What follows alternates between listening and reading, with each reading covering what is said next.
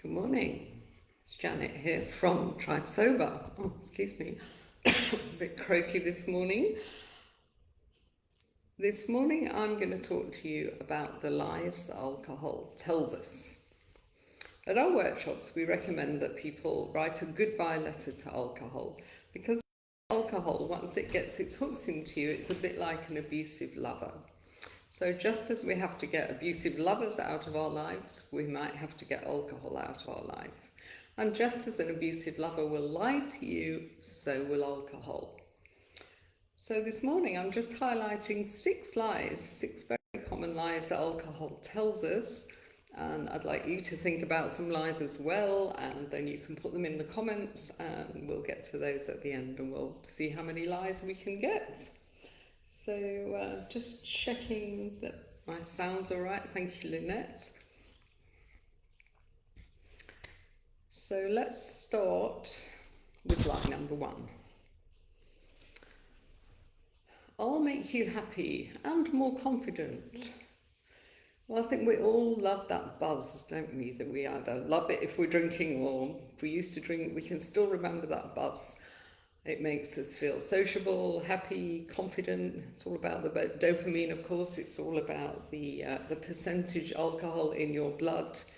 Anyway, recent research has proved that that buzz only lasts for about 20 minutes and then your blood alcohol level sinks again. And then you'll actually be left feeling, think of it as being shipwrecked. You'll be left feeling lower than you were before you started drinking. So what will you do? Of course, if you're at a party or a social event, you'll reach out for another drink.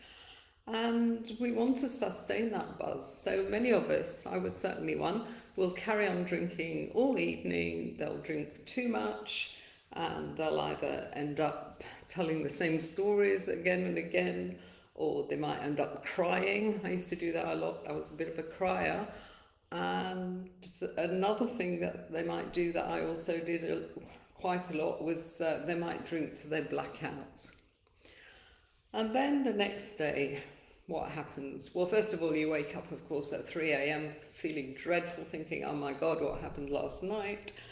And then you wake up in the morning with this crushing hangover and you feel the opposite to happy and confident. You're racked with anxiety, not at all happy, self-esteem on the floor. So you go through a whole day feeling really bad. And sometimes, I mean, as I got older and my drinking got worse, my hangovers would last for days, So no, once you've crossed a line with your drinking, it's not going to make you happy and more confident.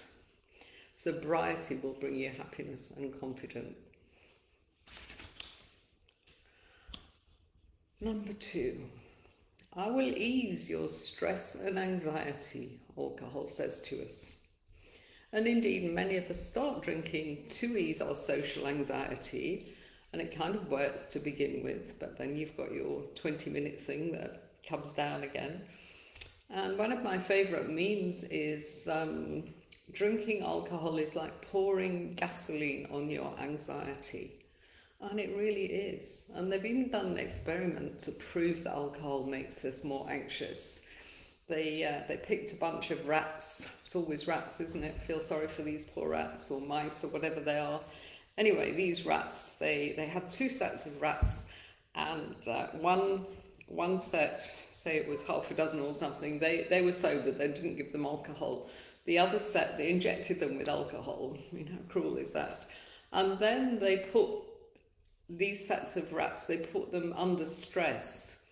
And a stressful event for a rat, we live and learn, is if they have to go through an obstacle course to get to their food. So they did this experiment on both of the rats, and the sober rats performed the task much more easily and they didn't seem at all stressed or anxious, whereas the other rats were all over the place, literally. So there you go. Science has proved that alcohol makes us more anxious. And then we've got the stress thing. We think, oh, I'm so stressed about this problem at work or something, I'm just going to drink and not think about it. And of course, we do drink and we numb our feelings and we're not thinking about this issue. But the next day, then we have to deal with it and the hangover. But the joy of sobriety, one of the many joys, is that it gives us the clarity of thought and the courage and the energy and the creativity to deal with our problems. You know, everybody's got problems, and when you get sober, I mean, sobriety isn't full of happy bunnies and happiness and light and joy, but it gives you a clear head and it gives you energy, and you can deal with your problems rather than just letting them mount up one on top of each other. So number 2, that's a lie, that it will ease your stress and anxiety. Let's look at the third lie. Third lie is, I'll help you to get to sleep at night. Well, that's a whopper, isn't it? It does indeed help you to get to sleep if you've been drinking wine in the evening for years, because it sedates you and it makes you dozy and you nod off. But of course you wake up at 3 a.m. when the alcohol's leaving your body, you feel anxious, you can't get back to sleep again, you wake up in the morning feeling wrecked. And I'm sure you know about REM sleep. REM is the sleep cycle that we all need to make us feel refreshed in the morning and rested, and we need a human needs 7 cycles of REM every night, and if we drink we get just 2. So imagine if you're drinking a bottle of wine every evening for years, your fatigue is going to build up and build up because you never get a decent night's sleep. So it's you know, I'll help you sleep better is such a big lie. And I would say that, I mean, some of you might be in very early sobriety and you might be thinking, oh, well, it's all right for her, I just can't get to sleep now that I'm not drinking. But, you may have that at the beginning. I did actually. I just used to read. I used to read quick lit books, sometimes till 3 o'clock in the morning, because I thought, I'm not taking sleeping pills, because knowing me, I'll get hooked on them. So I just read, and you know, it was quite tough for a while. But a few weeks in, I just suddenly started sleeping so much better. And now, you know, my sleep is great. It just doesn't compare to how it used to be. Number 4. Oh, this is a big one as well. You can cut down any time. So this is very tempting to just push it to the back of our mind. I knew I was drinking too much, really, certainly by my early 40s. And I kept thinking, oh, I must sort this drinking issue out. And every January I'd set my New Year's resolutions, and always it would say, drink less. I mean, how vague is that? As an HR person, I was busy telling managers that they must have specific and measurable and timed objectives, and here's me just saying, oh, I'll drink less this year. So that doesn't work. And what happens is we just delay and delay. But the harsh truth is that once we've crossed a line with our drinking, there's no going back, really. We can't cut down. It's impossible. I mean, alcohol is an addictive drug.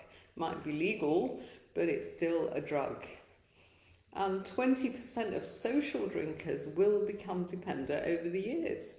And if you're watching this, you're probably one of those people, because if drinking wasn't an issue for you, you certainly wouldn't be watching something like this. It wouldn't be on your radar, it wouldn't be of interest.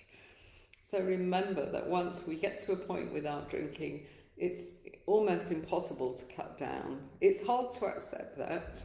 And indeed, I spent 10 years trying and failing to cut down, because I couldn't imagine life without alcohol. But once I'd finally accepted that I couldn't drink anymore, things got easier. You know, not overnight, it took a few months. But as I got sober, I thought, wow, I wish somebody had told me that it's much easier to get it out of your life, stop drinking, than it is to keep measuring your units, you know, and trying. And most people can white knuckle it for a few weeks, and then the wheels come off.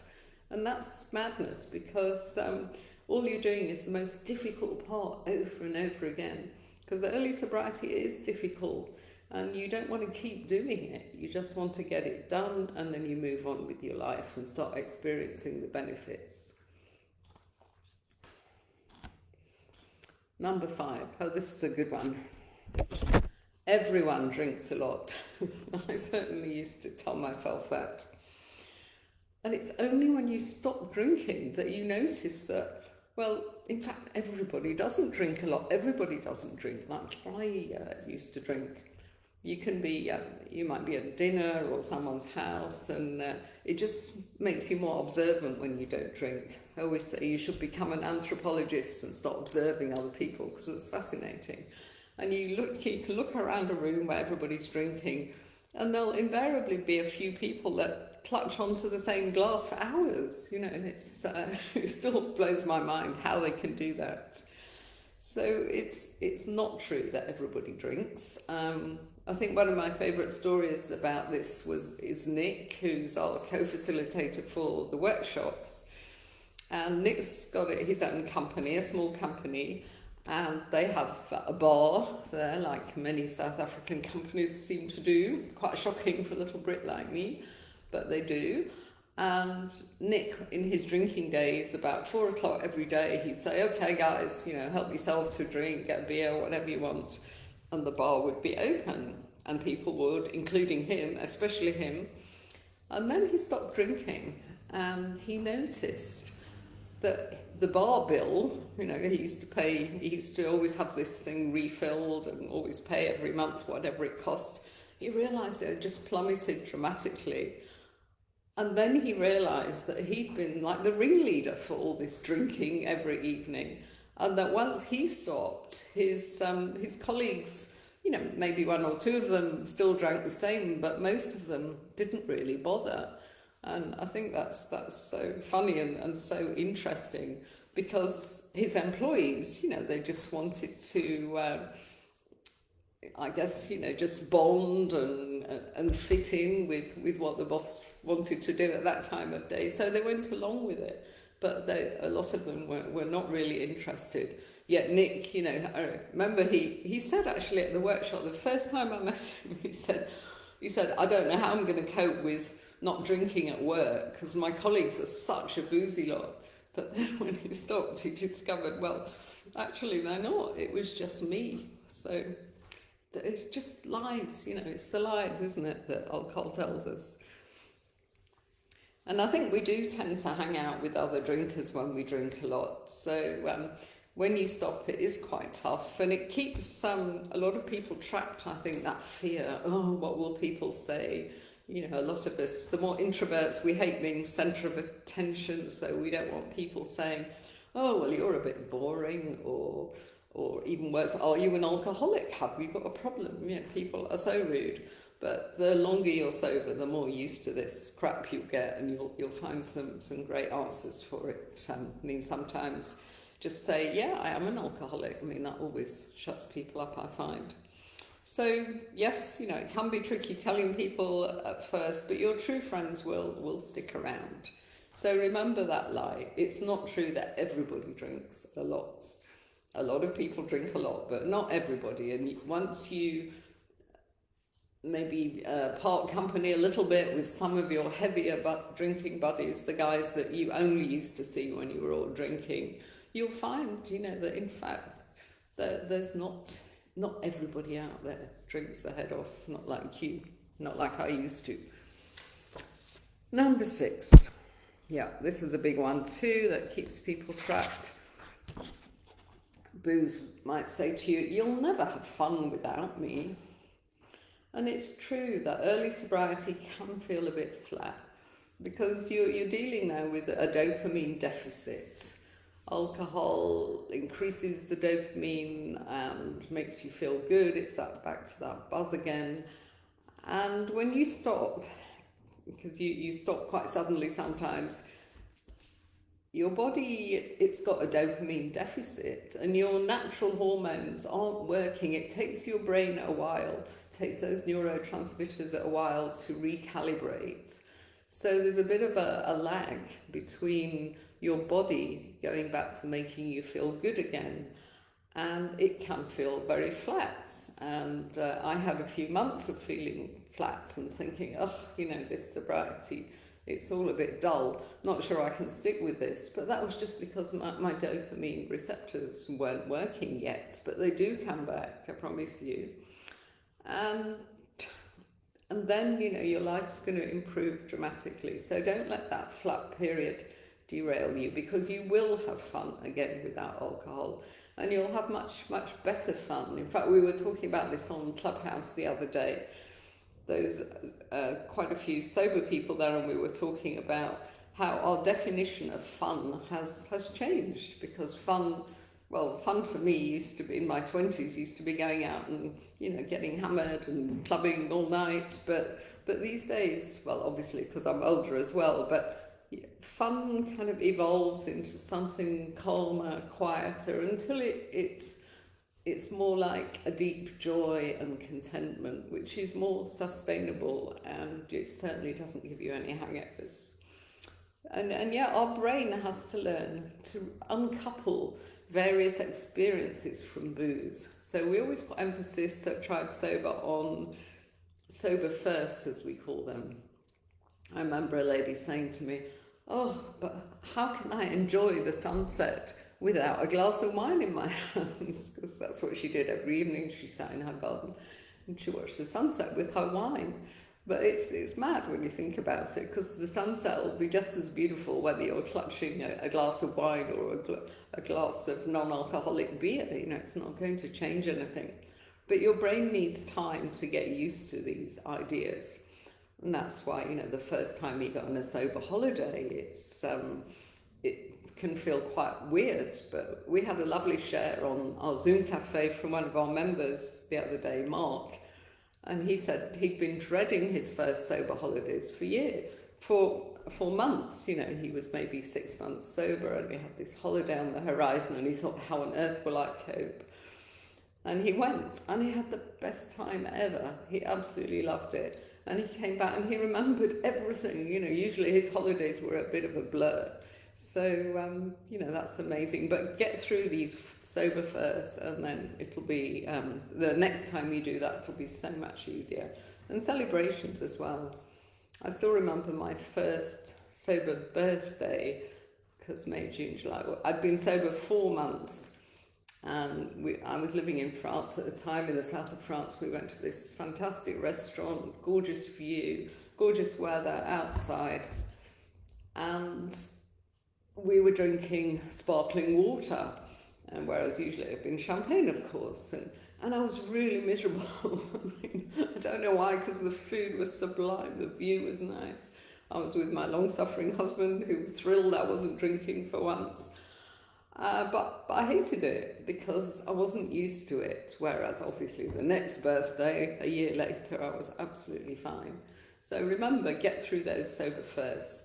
But this lie that alcohol tells us, you know, you'll never have fun without me, it's not true. And at our workshop, we say to people, what are you afraid of? Are you afraid of getting sober? And a lot of them say, well, I'm afraid I'll never have fun anymore. And I still remember a lady at our Joburg workshops that turned up when we did physical workshops, and she said, oh, you know, I'm so depressed, I realise my life is over because I've got to stop drinking, but my doctor's told me, and this is wrong with me, and that's wrong with me. And she said that my life is over, and she genuinely believed that. And I still talk to her now, and she's having the time of her life. She just loves sobriety. So those are my 6 lies I've come out with. I'm going to read yours in a minute. But just to finish off, I want to say, watch out for those lies. Because I think just as we can see through the marketing when we're sober, we think, oh, what a ridiculous ad that is. Or we watch a movie and we see somebody, you know, drinking endless glasses of scotch when they're Ray Donovan and they've got to go out and kind of murder some people later that night. And it takes a lot of skill to do it the way they have to do it. I mean, it's madness. But the more that you notice that, and the more that we notice our lies, the less power they have. So shine a light on them. And even when you're sober, this is a proof actually how alcohol rewires your brain. Even when we've been sober for a few months, we might then get the fab syndrome. And those of you that heard my podcast with William Porter, please have a listen if you haven't. He talks about fab, that's fading effect bias. And that happens when our brain selectively remembers things. So, for example, it'll remember your drinking occasions, you know, the happy, glamorous times when you were drinking, and it'll forget all the blackouts, all the hangovers, and there'll be a nostalgic feeling. You'll think, oh, you know, I haven't had one of those evenings for a while, I haven't had a boozy lunch with my girlfriends. You'll start kind of longing for it. And then, even more dangerous, you'll start thinking, well, you know, I've been sober a few months now, I've proved my point, I'm not an alcoholic, so I'll be able to have the odd glass here and there. Well, spoiler alert, you probably won't. But watch out for fab, because I only learned about this recently and I thought it was fascinating, because I definitely had that.